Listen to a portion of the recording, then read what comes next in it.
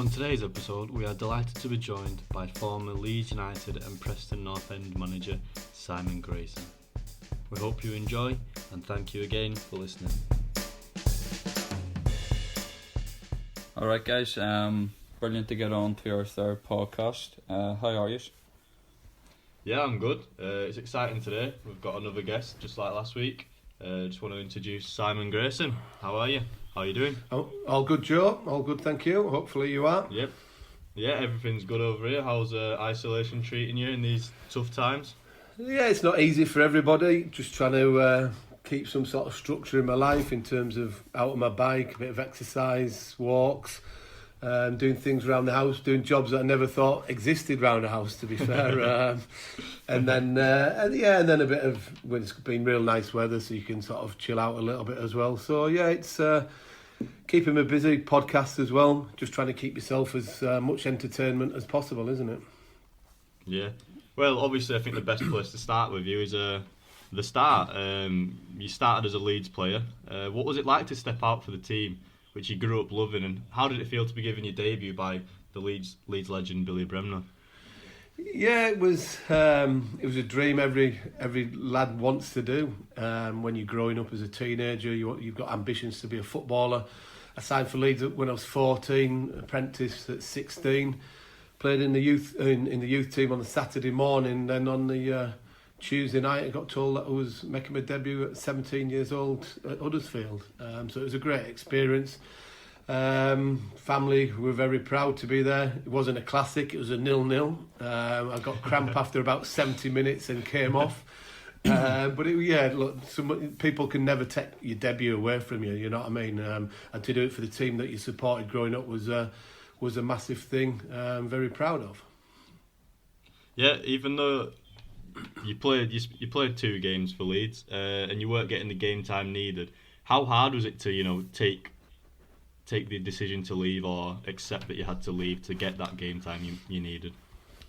Yeah, it wasn't easy. I was always training with the first team, playing in the reserves, travelling with the squad. There was only 2 subs in them days, so it wasn't like today where you got 7 subs.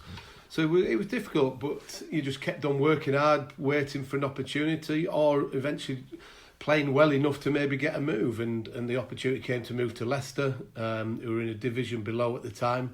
But I was 22 and I needed to start playing first team football. I needed to start my career get it on track, and took a decision, a professional decision. I remember having a tear in my eye when I left Leeds to go to Leicester, but it was the thing that I had to do. And straight away I left on a Wednesday. I'd been sub for the first team down at QPR with another Leeds legend, but a bigger legend at Manchester United, a bloke called Eric Cantona was sub with me, and then the next day I went to Leicester and made my debut for Leicester on the Saturday at Ipswich, and ultimately 12 games later or something like that was playing in a playoff semi-final and a playoff final at Wembley in front of 60,000-70,000, and that's all I wanted to do, play first team football, and got that opportunity to go to Leicester with. Yeah, you obviously touched on that you moved to Leicester. You experienced success with the League Cup in '97. How did it feel to win in such an iconic stadium and make the walk up the steps at Wembley? Well, it was a remarkable period of time, to be fair, because as mentioned there, we played in my first season. I lost to Blackburn. The second season in the playoffs, lost to Swindon. I didn't actually play in that one. The third one. These are all the equivalent of the Championship playoff finals. Yeah. The third one, we beat Derby, and I was the captain at the time, and I was the first Leicester captain to lift a trophy at Wembley, and it was a fantastic feeling to walk up the steps, proud family, to lift a trophy in front of 40,000 was at the iconic old Wembley was an unbelievable proud moment, and at that period of time at Leicester, Wembley was like our second home. We got promoted, as I said, against Derby, got relegated the following year. The following year after that, we went back up into the playoffs and beat Crystal Palace, so we got promoted again at Wembley. And then, as you said, the 5th season, we're in the Premier League and finished 9th, and then we played Middlesbrough in the League Cup final, and they had a real good team of Juninho, Ravanelli, Emerson. There were some great players back in in the 90s, and we drew with them at Wembley, and we took them to a replay at Hillsborough, as they did back then, took you to a different ground. And it was a tough game, but we ultimately came out on top. I think Emil Heskey might have scored, or Steve Claridge. So yeah, great feeling. It was different scenario lifting a trophy at Wembley compared to Hillsborough, but still the delight of lifting a major honour was I was a vice captain at the time then, but still lifted the trophy with Steve Walsh. It was a fantastic feeling again. Yeah, and obviously you played at the highest level in England, being the Premier League. Who was in your opinion, the best player you played against, and your toughest opponent that you saw him on the team sheet beforehand and you thought, I'm in for a tough game today? Well, it's very difficult to give an answer to that because people ask you a lot all the time, and when you're playing in the Premier League, it was players week in and week out. I would play midfield some weeks and I'd be playing against Petit, Vieira, Roy Keane. I'd be playing right back and I'd be playing against Overmars. I'd be playing against Ryan Giggs, Lee Sharp and Steve McManaman. Then you go and play centre back and you play against Shearer, Sutton and other class strikers. But I think probably one of the toughest games that I had was when we were at Leicester and we played Man United in the League Cup, and we might have been actually the division below at the time and not in the Premier League. And I always remember playing against Lee Sharp and we were 4-0 down and his number went up and I thought, oh, thank God for that, he's going off. And then I looked across to see who was coming on, and Ryan Giggs was coming on. I thought, oh God, I've got another 20 odd minutes of torture coming up here. So I think that was the toughest time to play against, but it was just the level of the Premier League as it is today. Obviously, the fantastic world class players. Simon, what do you think the main difference is stepping up to the Premier League? What makes them players a step above? I think every player can be as fit as each other. Every player has a certain level of talent, and obviously some players have got far more talent than others. And I like to class myself as a hard-working player who could play in a few different positions. Not never going to win a game, but I wasn't going to lose too many games because of how I played. But ultimately, the difference is how your attitude and how your character is, how you respond to disappointments of being out of the team and then train and get back into the team. The resilience of when you've had a poor time against an opposition that you keep going again. It's more like the resilience and rather than the talent that you probably had, because everybody can get to a certain level. It's dealing with difficult times and succeeding and sacrificing things. A lot of players have to sacrifice to play at the top level a lot of things that they see their mates doing when they're 18, 19 and right the way through till you finish playing, because you have to be constantly on your game now more so than not, with nutrition, fitness levels being so high. That's it proves that the game isn't just physical, it's a lot more than that. Yeah, you've got to be mentally strong as well. That's a big part of it. Can't get carried away with thinking you've made it as a footballer. When you get to the Premier League, you want your own drive and ambition to be as good as you can do and as play as many games at that top level, because if you can do that, then you've had one hell of a career. Yeah, you obviously played for a total of 9 clubs in your career. Which club did you enjoy playing for the most, and you felt like you played your best football at? I think Leicester was, as we mentioned there, out of the 5 years that I had, we had 5 years of something happening. 3 playoff finals, 4 playoff finals, a relegation, then a League Cup final. So that was my favourite time. We had a great group of players. We had some talented players at the time, people like Muzzy Izzet, Emil Heskey, Neil Lennon, Steve Guppy. Then we had some real sort of tough cookies, Matt Elliott, Steve Walsh, who we'd all look after each other on the pitch and off the pitch. We were very close together. Wasn't an easy decision when I left Leicester. I went to Aston Villa because Leicester were then the equivalent of a top 4 team as it is now, and we're in Europe and we got the quarter final of the Europa League now, and was playing with likes of Gareth Southgate and Stan Collymore, Dwight York, and we had a real good team then, and it was a big step for me to leave Leicester, where I certainly enjoyed all my time, but it was just the next step of where I wanted to go as a player. And yeah, it wasn't the same as being at Leicester, because I was playing week in and week out at Leicester, but it was still fascinating and fantastic to be at such a big club like Aston Villa was. Yeah, obviously you moved into management after your playing days. Did you know through your playing days all the way through that you were going to make that leap to management? And if you did, who was the most influential manager that you took the most from through your playing days? I didn't know that I was going to be destined for a manager. I always thought, like a lot of players, when you get to your 30s, that you start doing your badges. Am I going to be comfortable doing this in terms of being an assistant, first team coach, or a manager eventually?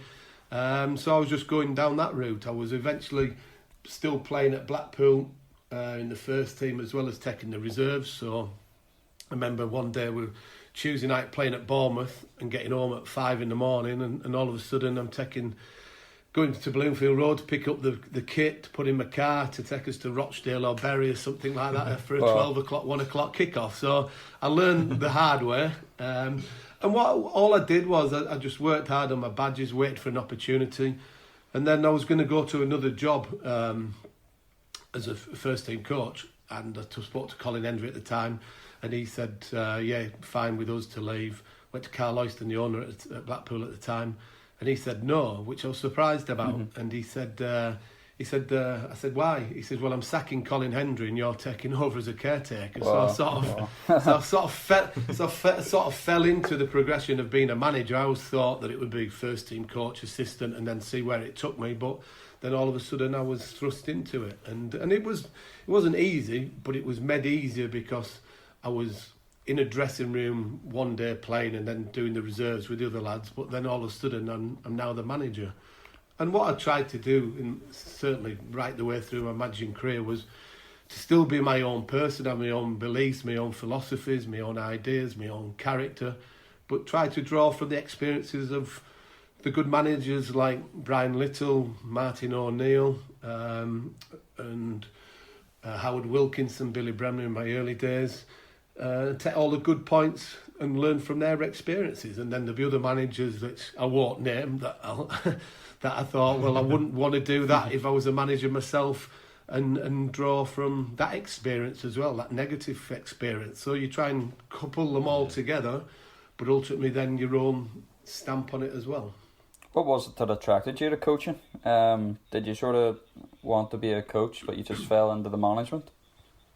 Yeah, as I said, I think the progression was just to go from the reserve team coach to then first team football and see where it took me. But what I had to learn very quickly was that I have to deal with the ruthless side of being a manager. All of a sudden being in a first team dressing room with mates, to dropping them on a Saturday, to then letting them go at the end of the contracts that season, to doing a lot more ruthless jobs around, which I wasn't quite sure whether I'd have that streak in me. But it was all about, eventually I felt comfortable with it, and then it was all going to be about do I sink or swim? And I thought, well, I'm going to certainly try and swim and make a living as a manager as much as I can do. And in fact, I think the one big thing that helped me when I first started as manager, I took Tony Parks with me as assistant, who'd been at Blackburn Rovers playing, coaching, assistant, caretaker for 30, 40 years. And I think Tony will have been 60 at the time, and he certainly helped me, because as much as I'd played the game for 15, 20 years, it was different being a manager, how you deal with situations, sessions that you were putting on, situations that you'd never come across. And that's why it was a great experience to have somebody like Tony.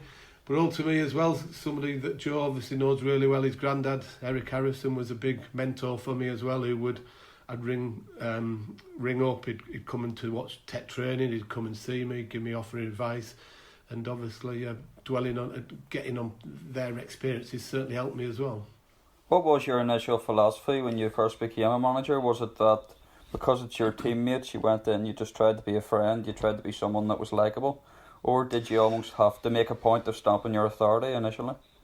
A bit of both, really. I certainly wasn't going to go from one extreme to the other of being mates and then all of a sudden be untouchable or something like that. It was basically, look, they were always respecting me anyway, because I had a decent career, but ultimately I was doing the reserves as well with them, and I was a senior statesman in the dressing room. So the lads were fine in that respect, but I then obviously had to make tough decisions very quickly, and players had to respect that. So it was getting that right balance, that still being friends with the players, and I'm still like that to this very day now.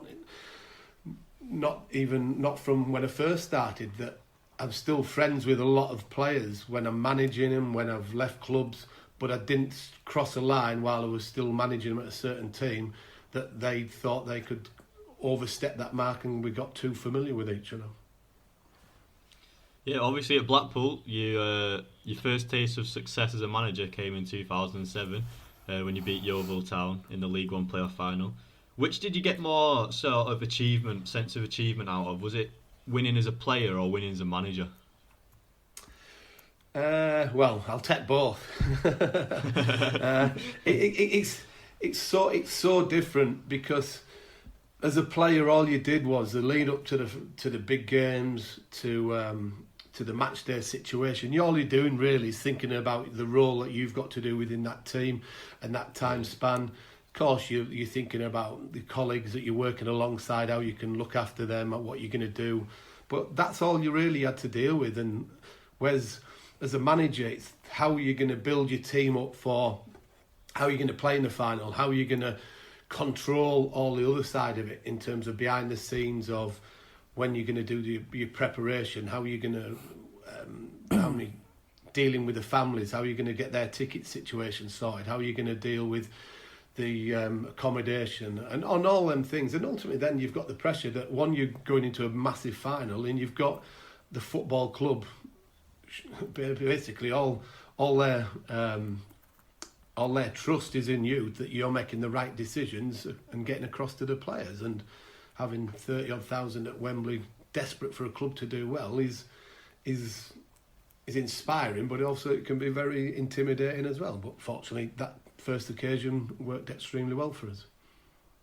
Yeah, I think obviously after Blackpool, you got your dream move. Just tell us about receiving that call to become the Leeds United manager.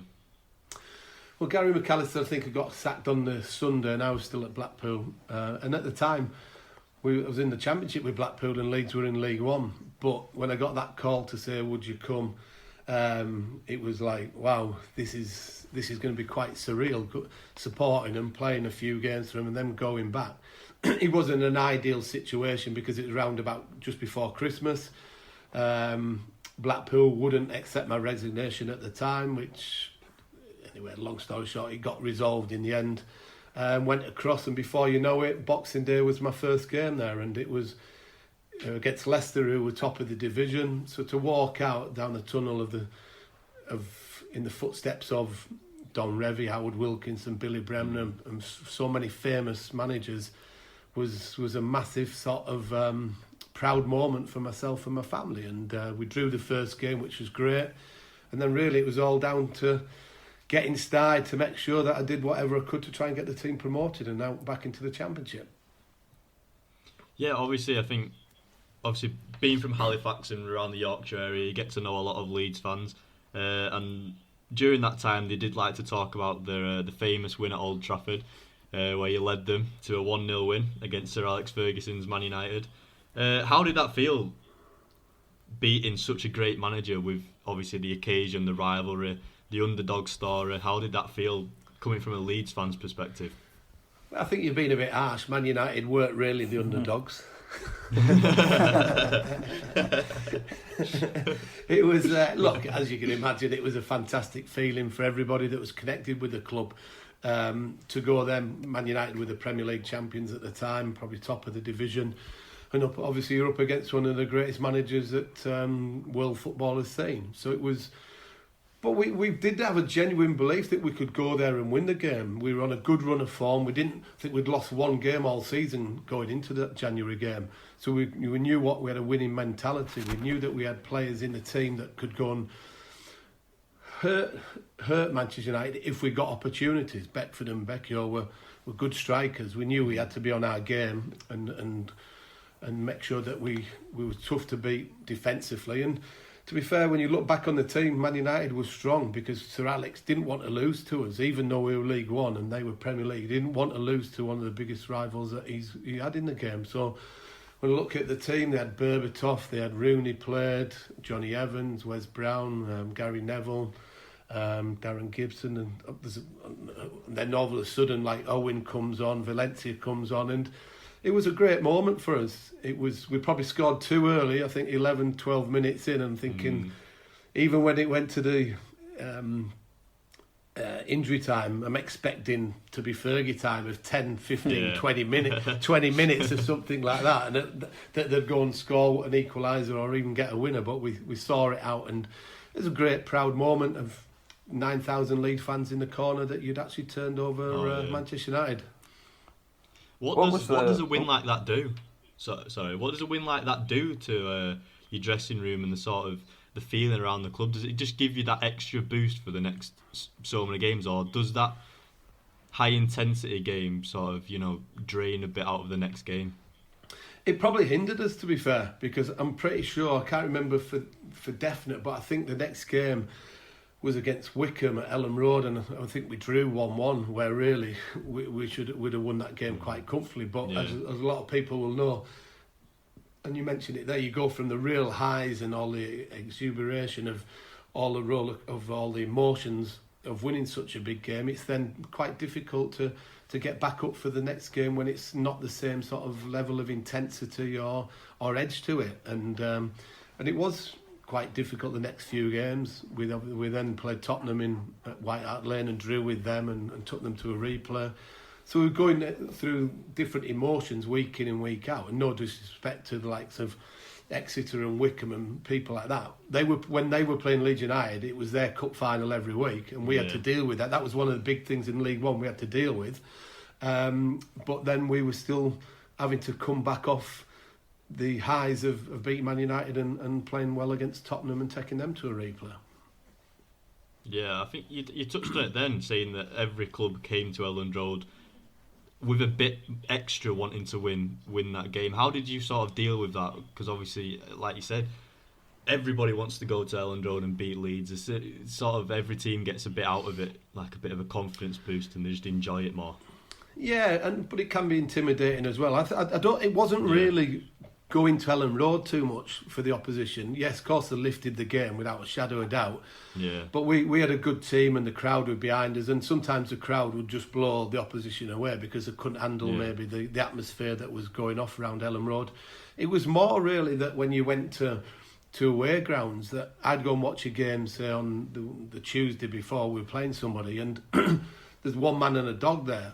Then all of a sudden you go in there and there's no atmosphere, there's no singing or anything like that. Then all of a sudden we went into town to that same ground, and it was packed of home supporters that had never been there for a long time, and obviously the full allocation that we would take to on the away games just made it a full house, and that they were the most difficult games. As I mentioned, going to Exeter away and places like that was never easy games for you.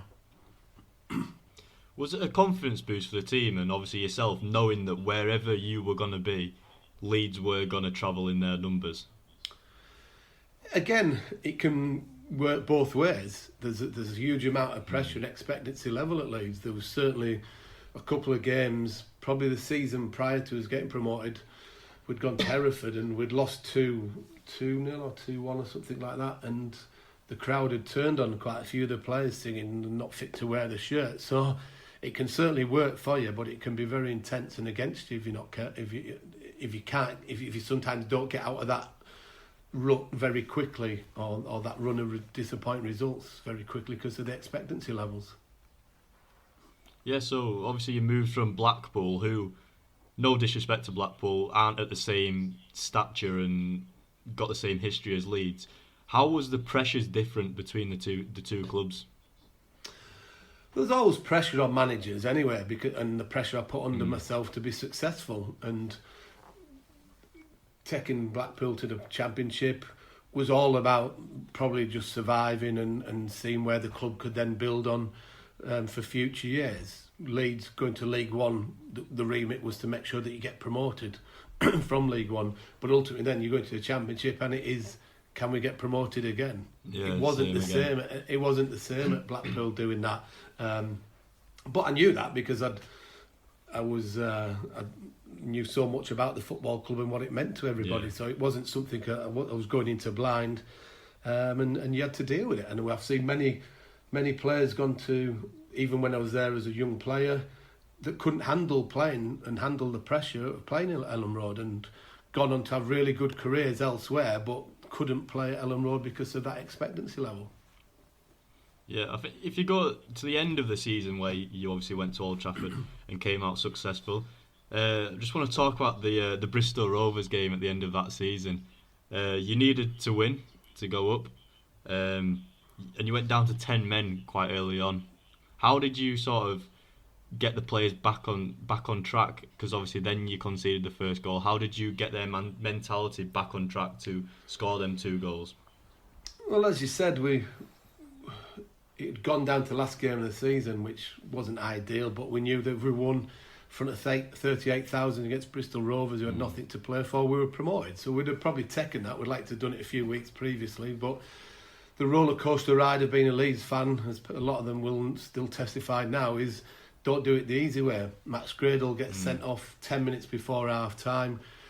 You go into the dressing room and it's sort of carnage to a certain degree, that lads are sort of shouting amongst themselves, having to go at Max a little bit. He's trying to defend himself. But then it's, as a manager, you've got to calm the situation down, and you've got to make sure that you relay your message across to the players of what we still needed to do. In my mind, I still had a plan B, because knowing that if we were still level going into the last stages of the game, with 10 men I would have to do something different to maybe try and win the game.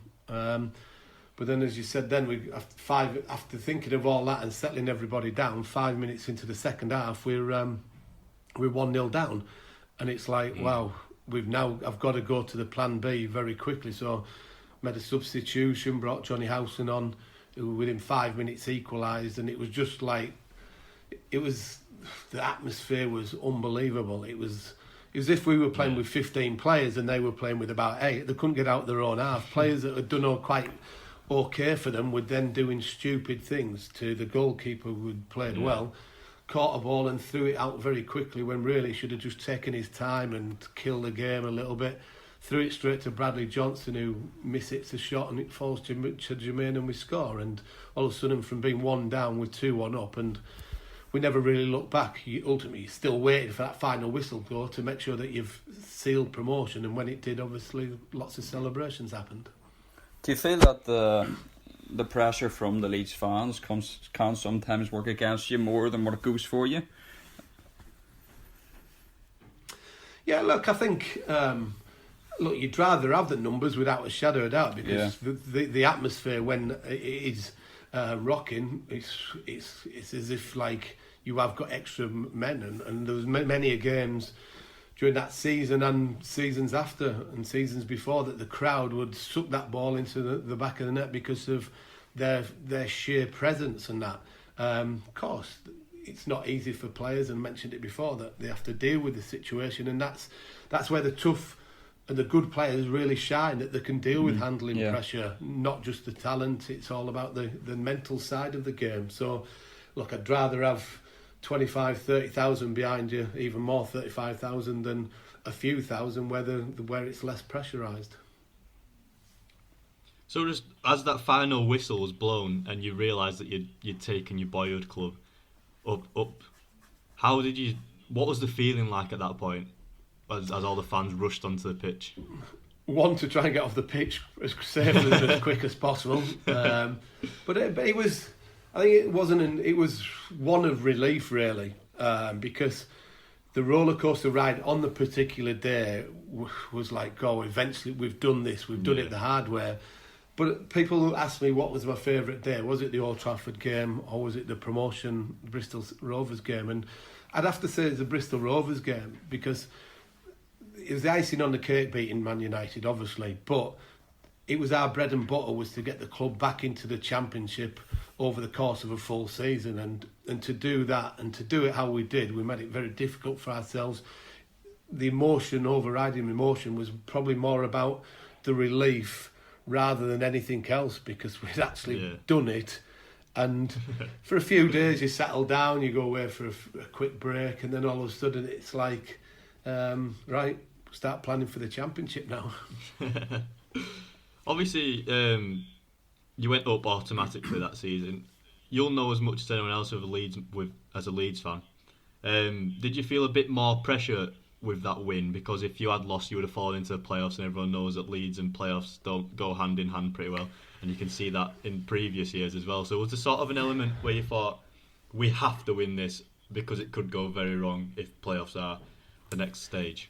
Yeah, look, you know that anything could happen in the playoffs. I also knew we had the Player of the Year awards that night, and that was going to be a difficult night as well if we'd gone wrong. So yeah, we knew what we had to do, and I think I said earlier, if we'd been offered winning your last home game of the season in front of a full house to get promoted, you'd have taken that. So it was job done eventually. Yeah, your next move was to Huddersfield, which isn't too far from Leeds. No disrespect to Huddersfield, but I think over time they've been in the shadow of Leeds. I know a lot of Huddersfield fans and a lot of Leeds fans. There's quite a lot of banter and stick thrown between them. What was the differences that you found between them two teams and clubs as a unit? A big difference again. Leeds had left Leeds in the Championship 5 points off the playoffs, maybe 3 points, I think, to be fair, which is a bit of a surprise sacking. And I was only out of work 10 days, and I was surprised that Dean Hall rang me, because Huddersfield have been doing really well under Lee Clark and we're in the top 6 of League One. But he made that decision to get rid of him, and he took me on board because of my experience of obviously getting clubs out of it.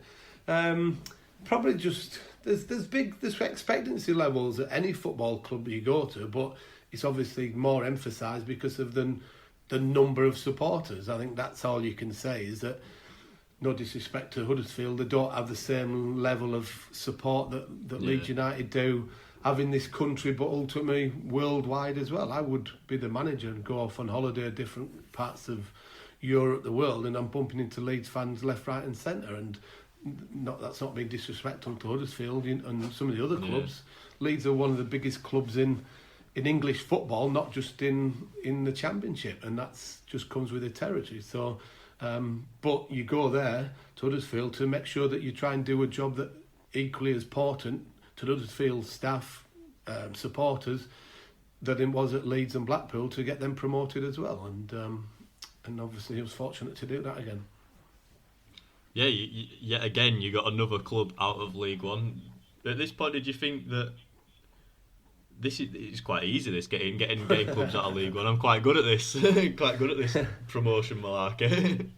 I wouldn't say I was thought like that. I was very pleased that I'm very pleased that it panned out. And when you look at the Huddersfield game, there's a bit of a slice of luck that Alex Smithers took the 21st penalty, and Steve Simonson, the goalkeeper for Sheffield United, put his into the Huddersfield Town fans, and Huddersfield are promoted after 22 penalties, and that was an unbelievable day that I've never experienced before or seen before. So you do need a little bit of luck to go your way down the line, but very, very pleased that it did. Yeah, obviously as a player, I can imagine penalty shootouts aren't the most pleasant experiences. What's it like as a manager, knowing that it is a complete lottery from now on? Are you sort of like a fan at this point, knowing you can't do anything, you've just got to watch? Well, I sat in the dugout with Dean Hall, the owner, and because, like you said, you can't affect it. All you did was you did the order of who was going to go, give it to the ref, and then you sit back and wait and see. And you might not know that we missed our first 3 penalties. Tommy Miller, Damien Johnson and Alan Lee were the 3 most experienced players at Huddersfield, and they missed the first 3 penalties. And it's like, to win on the 22nd penalty, but to have missed your first 3 shows you that luck was on our day that particular day. Because the day before we'd practiced penalties and lads were putting them in top corner, and the lads that weren't going to take them were putting them over the bar, putting them wide, and then the roles were reversed. That the lads, the experienced players who were used to taking penalties, had missed them.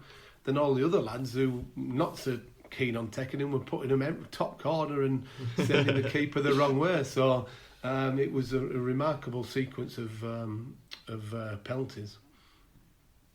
What was your feeling, and what did you feel inside when you saw Alex Smithies walk up for a penalty? Were you confident, or was it just, did you feel like sort of, it doesn't matter if he scores or misses because he's a keeper, but ultimately he had to score? Yeah, it was one of them that sort of, you're anxious because goalkeepers are not really put in that position too often. But on the other side of it as well, a goalkeeper takes more still passes than anybody else. They strike the ball from a dead ball situation more than anybody else, from goal kicks more than a lot of the time. So to then hit it from 12 yards wasn't too much of an issue. It's just going to be, can he hit the target and give the opposition goalkeeper very limited opportunity to save it?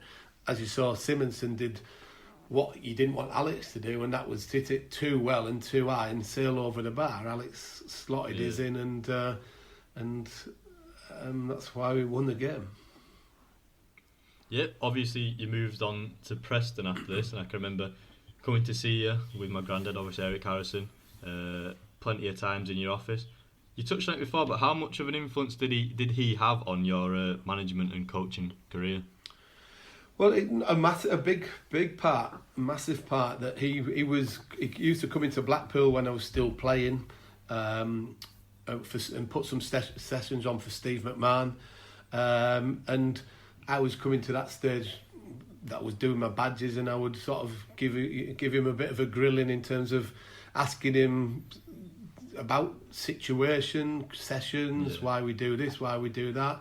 And just grill him, because obviously the experience that he had and where he'd worked at, the years in the game that he had, it was great to pick the brains off, and then ultimately when you get the job, as you know, he used to come in and still take sessions for me, and I'd pick up the phone to him, and he obviously later on he was doing all his scouting, and you'd be coming to Ellen Road into the offices, and it was a massive help, because as I said earlier, that 20 games playing doesn't set you really up, and your coaching badges and your courses set you up to a certain degree, but they don't set you up for dealing with many other different circumstances that are put in your way sometimes. And your dad and your granddad certainly helped me along the way without a shadow of doubt.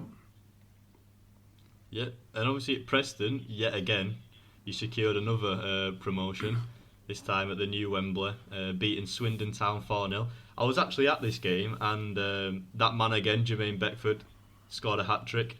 Were you surprised how much he dominated in such a big game against Swindon? Well, we didn't dominate the game in terms of possession. I knew exactly how Swindon was going to play. We were in the same situation when we were at Leeds. We had to win the last game of the season at Colchester for automatic promotion, and we blew it. Yeah. That they beat us 1-0 down there, and we had to recover very quickly. Beat Chesterfield 1-0 and 3-0, I think it was. But I knew Swindon dominated the ball in the league that year. They played 3 at the back, played the ball took a lot of risks, played high risk football, trying to play out from the back. So we knew that the game plan leading up to it and the coaching that we did was let them have it in certain areas, but then when it goes into key areas of the middle of the pitch, then we go and press really quickly, and because the pitch will be open with the bodies that they've tried to open the pitch up with, they will get a chance to dominate. So I think when you look back on stats, and stats certainly can help you, but they can be misleading, they had 65% possession and lost the game 4-0. The most important stat was that we won 4-0. Exactly. Yeah. and it's what you do with the ball that matters, and that's even to this day now. Manchester City are fantastic at keeping possession of the ball, but what they do something with it as well. No point just having it around the back and not going anywhere.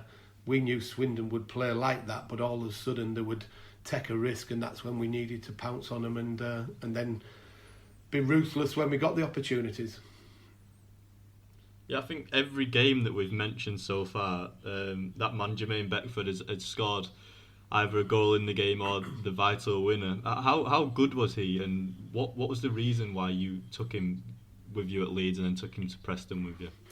Well, he was already at Leeds with me through, I think Dennis Wise might have signed him, to be fair. And we had a good relationship. I knew his strengths, I knew his weaknesses.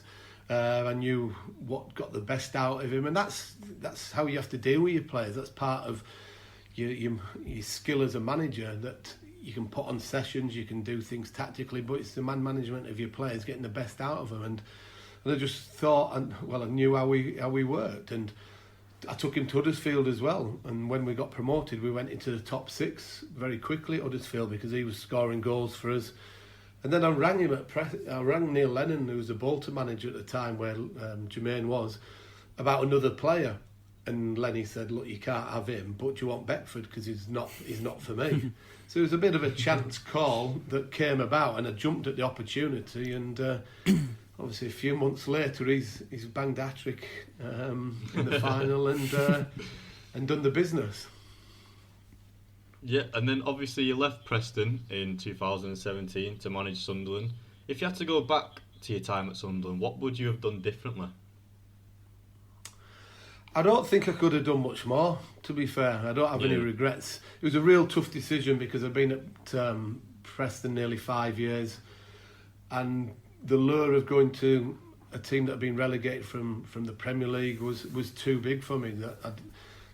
The opportunity to maybe take a team back into the Premier League and then potentially managing the Premier League was what I wanted to do, and that's why it was such a tough decision, because I love the team that I had. Even now, you see that a lot of the lads that are playing at Preston are in the top 6 of the Championship were players that I'd signed and worked with and taken them from free transfers, minimum salaries and transfer fees. And I love working with them, but the lure of going there was too good to turn down. But then you realise it's not the ideal situation because of a relegation, negativity, maybe financially it's going to be very difficult selling players. But you still felt that there was a group of players there that were talented enough to be at least in around the playoffs. But what you don't realise until you get in there, that there's more underlying problems of the football club in general. The owner didn't want to put any more money in, and players didn't want to be there. Players were not hungry enough. They'd earned a fortune in the Premier League and they weren't bothered about running through a brick wall. If the one thing I would have done, if I could have done, and certainly couldn't have done, was if I could have taken the group that I had at Preston with me to Sunderland. That was one thing that I would have done, because them lads would run through a brick wall for me. And it wasn't just at Sunderland that it was about me, because Chris Coleman had more games than I did there and couldn't get them even to stay up. So it was more of a big underlying problem than anybody could really envisage. You touched on it there. Is it about, obviously, players on high wages? Is it hard sometimes to get a player to do a job when he's earning X amount, which is quite a high amount, because it's hard to keep their head in the game of football because they are obviously earning so much money? Well, you wouldn't think so, because ultimately the player should want to play for nothing. A player would only wanted to do as a teenager, a kid growing up, was wanted to play football. So even now, the real top players, you said to them, go and play on a Saturday for nothing, they would do. Money is obviously it's a necessity, and it's making players very, very wealthy players at this moment in time. And that's why the strong, real good characters and the real good players in the game can knuckle down and keep doing the things because of their own professional pride, rather than sort of the salary that they're being paid. And that wasn't a reflection on all the players at Sunderland, because there was some good, genuine lads. John O'Shea was there, as you'll know, from Manchester United, who was a fantastic pro. Aidan McGeady, who was a player I had at Preston, took up there. So there was some real good lads. There was just sort of a group that didn't really sort of go the way into your thinking of, or didn't want to do anything beyond them that they really had to do as such. Plus, there was a lot of negativity around the place, and players couldn't handle that as well. You recently returned to Blackpool for a spell. How did it feel to go back after so many years, and how had the club changed? It hadn't changed too much. The training ground was still there, and not in a great state, unfortunately. But it wasn't really about... I'd had a year out doing a lot of media stuff, Sky, Talk Sport, and it was the first year that I'd had out in 32 years, maybe longer, that I've thought, well, I'm going to take a bit of a time to reflect and see do something else, because it, as you can tell, takes a lot out of you being a manager over the years. So I just wanted to do something a little bit different, and when I spoke to them, it was not sort of what enticed me back of me being connected with the club. It played a part, but it was more what the ambition of what the owner was wanting to do, because I knew there'll be a certain element of going back that wasn't going to be for everybody, that I'd walked out in the first place to go to Leeds. I'd managed Preston for such a long time. It was the biggest rivals. But I just felt that I could overcome that and get good results and everybody would be fine. And what the owner was saying to me at that time was, we want to rebuild the club, we want to take small steps, we're not in a rush to get promoted, this, that and the other. And we had a real good start. We got Christmas time just before, we go 2 points off top. And everybody's then sort of gets slightly carried away that expectancy levels increase, that we're going to get promoted, when really we were overachieving, I thought. And then we have a good window of different players, and then unfortunately I get 2 games to work with players and you leave. Yeah, obviously at the moment, unfortunately, you're not in work. But if you were coaching right now during this very strange times, how would you be working to make sure that your team stays fit and keeps the head screwed on and don't kind of like, just put on too much weight or get too unfit during this time?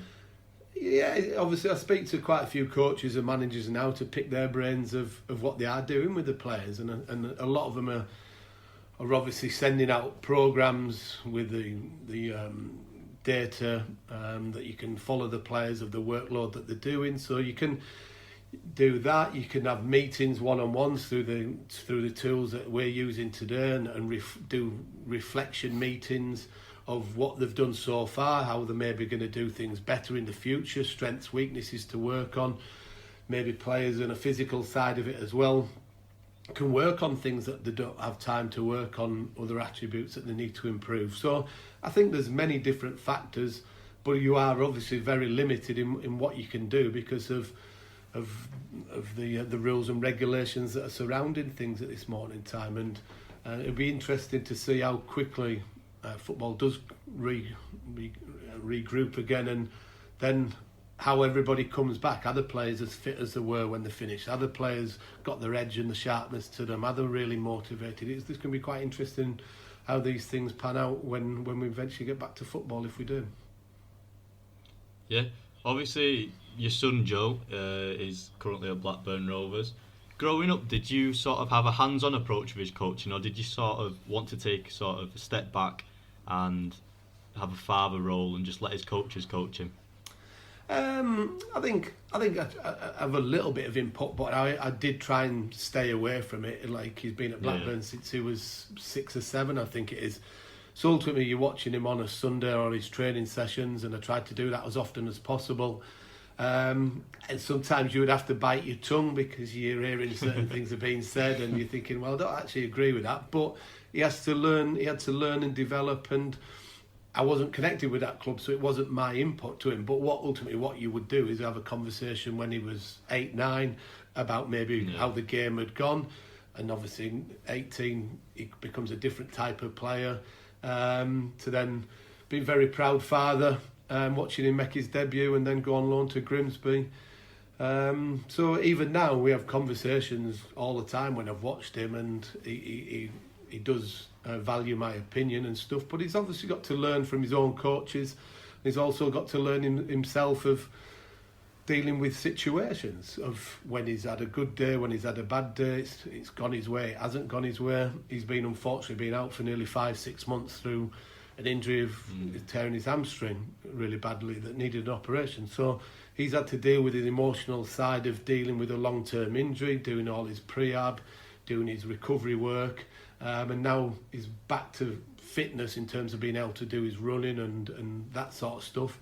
So it's I'd like to think that he's appreciated the help of his dad and the advice that I've given him, but ultimately as well, I'm really proud of him that he's done things off his own back as well, and developed as a person and as a footballer as well. Yeah, correct me if I'm wrong, but was it pre-season that you came up against him in a game? How did that feel? Yeah, it was Blackpool pre-season this year. It was our last pre-season game before the season started, and Tony Mowbray brought Blackburn over, and he was on the bench, and then I think he probably got 15-20 minutes at the end, and I'm thinking it was weird because I'm thinking I want you to do well here, Joe, but the last thing I need you to do is set up a couple of goals and we get done 3 or 4 or something like that. I think so. It was great to be involved like that. I think what I would find really difficult would be if I was managing on a proper game. Managing a team against him, because ultimately when you're managing a team, you're going through the strengths and weaknesses of the opposition, and I would have to be very careful what I'd say, because I wouldn't want to big him up too much, and I don't want to put him down too much. So that maybe that situation might arise one day, maybe it won't. Who knows? Did you find yourself watching him a lot in that game, or were you trying to stay focused on your team? One eye was watching him and one eye was watching the game go on. I think you're concentrating on the game. It was obviously your eyes are focused when he's got the ball and it's going down his side, so you are seeing how he's doing, and I thought he played quite well that day, which was pleasing. He didn't make it. I wouldn't want him to make a mistake, but obviously it'd have been nice if we'd scored and somebody else had made a mistake. Just to round it off, are you looking to get back into management, or are you trying to take a bit of a, well, obviously everyone's got to take a break now, but a bit of a break from football? I'd like to think I'll go back to doing some form of managing. It's frustrating at times when you leave a football club when you maybe didn't think that you would be given the right circumstances or the same circumstances, but it's all I've done for like 30, 34, 35 years now. So, yeah, I've got an ambition to go back to managing. I've done 700 games nearly. I want to try and get as many as possible. I think what you do maybe is you just sit back and wait and see the situation, how it develops. But what I've done is over the last few months, even before lockdown, I went to India to see Martin Bain, who runs the Indian Super League, just for a break. I went to Mumbai, but watched a couple of games out there. Is it something that interests me? I don't know. Maybe managing abroad in a different continent, different style of football, different way of life is something that maybe I might take on board. Eventually, somewhere down the line, who knows? Some of my younger players that I've managed might become head coaches, managers, and they might want an experienced assistant alongside them, which it's something that I certainly won't dismiss as well, because it's very intense being a manager, and to doing it 15 years is takes up a lot of your time. But I've still got the drive and the ambition to be back in football in some capacity, without a shadow of a doubt. Yeah, I think just to finish off, we've got some questions that have been sent in from our listeners. Right. We've got one from Jack, who's a Huddersfield fan. What was it like switching from Leeds to Huddersfield, considering the rivalry? It didn't bother me, to be fair. It's going to, supporters can have any problems with it, but whoever I'm employed by, I go out to win every game. Every time I played against Leeds, I was desperate to beat them, whether it's for Huddersfield, whether it's for Preston, Blackpool, whoever. It was all about doing my professional job and doing it the best of my capabilities, and leaving a club in a better situation than when I walked in. And ultimately I did that for Huddersfield and a few other clubs as well. Yeah, we've also got one from Sam, who's a Leeds fan. Who was the best player in the Leeds teams that you managed, in your opinion? Jermaine's obviously a natural goal scorer. Yeah. I love Johnny Howson. Was a model professional. He could play as a number 10 holding midfield player, just got on with everything. And then you got people like who were real talented player. Max Gradle loved watching Max play. Snodgrass was a great manoeuvre of the ball, as he showed in the Premier League this year now for West Ham and before that. So I like working with them lads. I also like working with like Kisnorbo and Richard Naylor, who are real tough centre-backs, who really sort of were difficult to play about, and that's what you want, different types of characters within the dressing room and the team. So I wouldn't like to signal one out, but if I did, I'd probably have to say Jermaine, because of the important goals that he got for us during that period of time. Yeah, and then the final one we've got from Tony, who's a Leeds fan as well. What are your opinions on the current Leeds squad, obviously under Marcelo Bielsa, and if they were to go up, no one obviously knows what's happening at the moment. What do you think they'd need to do in order to compete in the Premier League? I think what they've done since Bielsa's gone in, he's transformed a team and a club that was not really going anywhere, really, not really got too close to the playoffs, and then all of a sudden, with a similar group when he first came in, he's changed them into absolute and phenomenal team in terms of the intensity and how they played from the back, the quickness of the passing. Obviously, the pressure toll last year, and we talked about missing out in the automatic promotion and then the playoffs. They've got a talented group of players, and he takes a lot of credit for that. If they get promoted, like everybody hopes, well, not say everybody, should I say? Let me rephrase that. A lot of people would like to happen.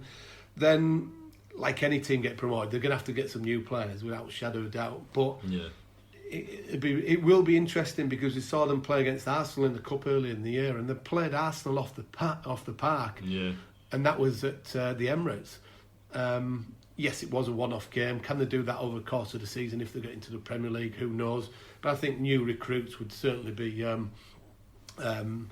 needed. But also, would Bielsa change his philosophy and try and take the game to all the big teams, and like he does at this moment in time? I would think he probably would, because I don't think he's got too many other ways of playing. Yeah, I think just to finish off right now, I think we're just going to ask you to pick 2 five-a-side teams. The first one being players that you played with, and the second one being players that you managed. God. So let's start with the players that you've played with.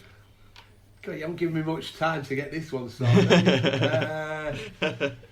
Right, players I've played with. Let me think of the one. Steve Walsh for Leicester, because he was a true, proper centre half. To be fair, he'd run through a brick wall for you. Good times with him. Probably because he was a talented goalkeeper, a bit eccentric. Probably Bosnich. I'm gonna forget certain people without a shadow of doubt. Gordon Strachan was a massive influence on my career at Leeds, both on the pitch and off the pitch. So Gordon would be up there as well. So Walsh, Bosnich, Strachan. Oh God.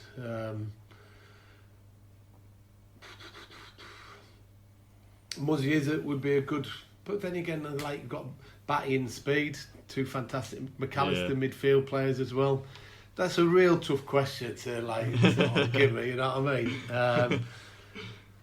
I'll just go with the Leeds 5 then. I'll go with McAllister, Speed, Batty, and Strachan as a midfield forward. We won't have a goalkeeper. We'll just go with Emil Eski up front. Oh, perfect. Well, what about players that you've managed? Again, this is a tough one there as well. Jermaine would have to be in there. God.